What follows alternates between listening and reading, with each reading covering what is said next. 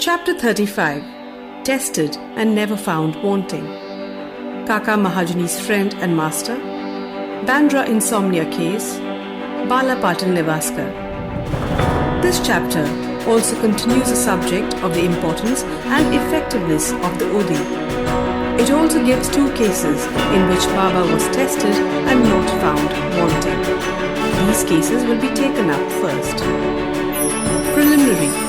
In spiritual matters or endeavors, sectarianism is the greatest bar to our progress. Those who believe that God is without form are heard saying that to believe that God is with form is an illusion, and that saints are only human beings. Then why should they bow down their heads before them and offer dakshina? Persons belonging to other sects will also raise objections and say, why should they bow and offer allegiance to other saints, leaving their own gurus? Similar objections regarding Sai-Baba were heard before and even now.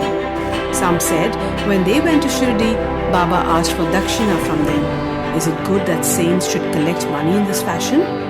If they do, where is their sainthood? But there are many instances where men went to Shirdi to scoff, but remained there to pray. Two such instances are given below. Kaka Mahajani's friend.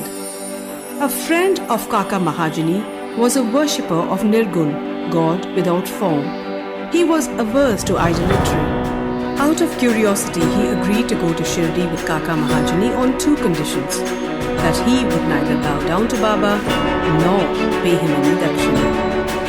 Kaka agreed to these conditions, and they both left Mumbai on a Saturday night and reached Shirdi the next morning. As soon as they put their feet on the steps of the masjid, Baba, looking at the friend from a little distance, addressed him in sweet words as follows: "Oh, welcome, sir." The tone in which he uttered these words was a very peculiar one. It exactly resembled the tone of the friend's father. It reminded him of his departed father and sent a thrill through his body. What an enchanting power the tone had. Being surprised, the friend said, "This is no doubt the voice of my father." Then he at once went up and, forgetting his resolution, placed his head upon Baba's feet. Then Baba asked for dakshina twice, once in the morning and again at noon, at the time of the taking leave. But he asked it from Kaka only and not from the friend. The latter whispered to Kaka, "Baba asked for dakshina from you twice. I am with you. Why does he ignore me?" "You ask Baba yourself," was Kaka's reply. Baba asked Kaka what his friend was whispering. Then the friend asked Baba himself whether he should pay any dakshina. Baba replied, "You had no mind to pay, so you were not asked. But if you want to pay now, you may." Then the friend paid 17 rupees as dakshina, the same amount that Kaka paid. Baba then addressed a few words of advice. "You destroyed the Teli's wall, sense of difference between us, so that we can see and meet each other face to face." Then Baba allowed them to leave. Though the weather was cloudy and rough, Baba assured them of their safe journey, and both of them reached Mumbai safely. When he reached home and opened the door and the windows of his house, he found 2 sparrows dead on the ground and one just flying out through a window. He thought if he had left the windows open, 2 sparrows would have been saved, but thought again that they had met their lot and that Baba had sent him back soon just to save the 3rd sparrow. Kaka Mahajani's master. Kaka was a manager in the firm of Thakkar Dharmase Jethabai, a solicitor of Mumbai.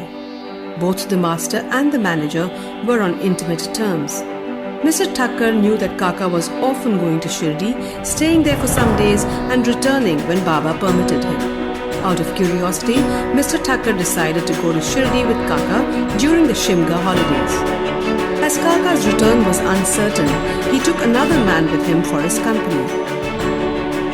The 3 started together and Kaka bought 2 seers of raisins on the way for presentation to Baba. They reached Shirdi in due time and went to the masjid for darshan. Baba Sahib Tarkhad was also there, and Mr. Thakkar asked him why he came there. For darshan, Tarkha replied. Mr. Thakur asked if miracles took place there.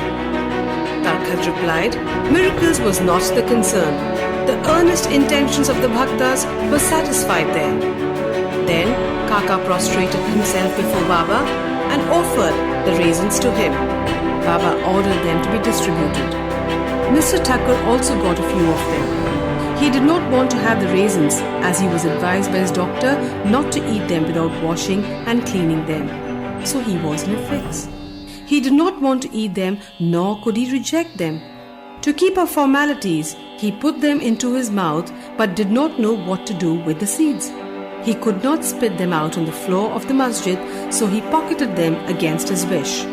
He then said in his mind that if Baba was a saint, how could he be ignorant of his dislike for the raisins, and how could he force them on him?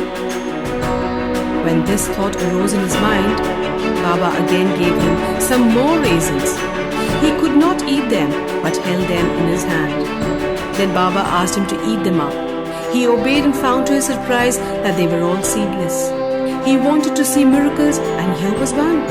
He knew that Baba read his thought and as per his wish, converted raisins with seeds into seedless grapes. What a wonderful power. Again, to test further, he asked Tarkha, who was sitting by and who also got some raisins, what kind of grapes did you get? Tarkha replied, the variety with seeds. Mr. Thakur was still more surprised to hear this. Then to confirm his faith further, Thakur thought in his mind that if Baba was a real saint, the raisins should be now given to Kaka first. Reading this thought also, Baba ordered that distribution should be commenced from Kaka. These proofs were sufficient for Thakur. Then, Shama introduced Mr. Thakur as a master of Kaka, upon which Baba said, how could he be his master? He has got a different master altogether. Kaka appreciated this reply. After forgetting his resolve, Thakur saluted Baba and returned to the Vada. After the noon Aarti was over, they all went to the masjid for taking Baba's leave for their departure. Shama spoke for them. Baba then spoke as follows. There was a fickle-minded gentleman. He had health and wealth and was free from physical and mental afflictions. But he took on needless anxieties and burdens and wandered hither and thither, thus losing his peace of mind. Sometimes he dropped the burdens and at other times carried them again. His mind knew no steadiness. On seeing his state, I took pity on him and said, now, keep your faith in one place you like. Why roam like this? Thakur at once understood this. This was an exact description of himself. He wished that Kaka should also return with him, but no one expected that Kaka would be allowed to leave Shirdi so soon. Baba read this thought also and permitted Kaka to return with his master. Then Baba asked Kaka for 15 rupees as dakshina and received it. He said, if I take 1 rupee as dakshina from anybody, I have to return 10-fold to him. I never take anything gratis. I never ask anyone indiscriminately. I only ask and take from him whom the fakir points out.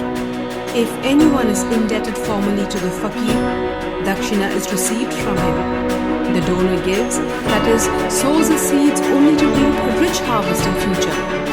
Wealth should be the means to work out dharma. If it is used for personal enjoyment, it is wasted. Unless you have given it before, you do not get it now. So the best way to receive is to give. The giving of dakshina advances vairagya and thereby bhakti and dhyan. Give 1 and receive 10-fold.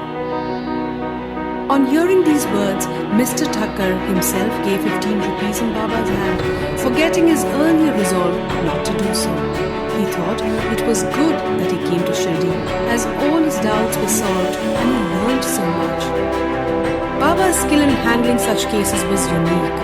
Though he conducted all that, he was totally non-attached to them. Whether anybody saluted him or not, or whether anybody gave him dakshina or not, all were same to him. He felt no pleasure if he was worshipped, and felt no pain if he was disregarded. He had transcended the powers of opposites, pleasure and pain. Insomnia case. A pious Prabhu gentleman of Bandra suffered from insomnia for long. As soon as he lay down for sleep, his departed father appeared to him in his dream, abused and scolded him severely. This disturbed his sleep and made him restless the whole night. Every night this went on and the man did not know what to do. One day, he consulted a devotee of Baba in this respect. He recommended the Udi as the only infallible remedy he knew. He gave him some of the Udi and asked him to apply a little on his forehead before going to bed and keep the Udi packet under the pillow. He tried this remedy and found, to his great surprise and joy, that he had a sound sleep and there was no disturbance of any kind. He continued the remedy and always remembered Sai. Then he got a picture of Sai-Baba, which he hung on the wall near his pillow and started worshipping it daily, and on Thursdays he offered garland and naivedya. Then he got well and forgot his trouble altogether. Balaji Patil Nevaskar. This man was a great devotee of Baba. He rendered excellent and selfless service. Every day he swept and kept clean all the passages and streets in Shirdi through which Baba passed in his daily routine. After him, this work was done equally well by another devotee, Radha Krishna Mai, and after her by Abdullah. When Balaji reaped his corn every year, he brought the whole quantity and presented it to Baba. He returned with what Baba gave him back and maintained himself and his family with it. This course was followed by him for many years and after him by his son too. Power and efficacy of Udi. Once it happened that at Balaji's death anniversary, a certain number of guests were invited and the dinner was prepared for them. But at the dinner time, it was found that thrice the number of people invited had turned up. Mrs. Nevaskar was in a fix. She thought that the food would not be sufficient for the people assembled, and if it fell short, the honor of the family would be at stake. Her mother-in-law comforted her by saying, "Do not be afraid. It is not ours but Sai's food. Cover every vessel with cloth, putting some Udi in it, and serve from the same without opening it. Sai will save us from ignominy." She did as she was advised, and it was found to their surprise and joy that not only did the food suffice for all, but plenty of it remained after serving. As one feels intently, so he realizes accordingly was proved in this case. Sai appearing as serpent. Once Raghu Patil of Shirdi went to Balaji Patil at Nivas. That evening he found that a serpent entered the cowshed hissing. All the cattle were afraid and became restless.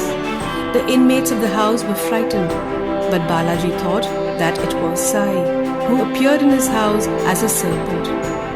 Without being afraid in the least, he brought a cup of milk and placing it before the serpent said, "Baba, why do you hiss like this? Do you want to frighten us? Take this cup of milk and drink it with a calm mind." Saying this, he sat down close by. The other members were frightened and did not know what to do. In a short time, the serpent disappeared of its own, and nobody knew where it went. It was not found, though a thorough search was made in the cowshed. Balaji had 2 wives and some children. They sometimes went to Shirdi from Nivas for taking Baba's darshan. Then Baba brought saris and other clothes which were given to them with his blessings. Bow to Sri Sai. Peace be to all.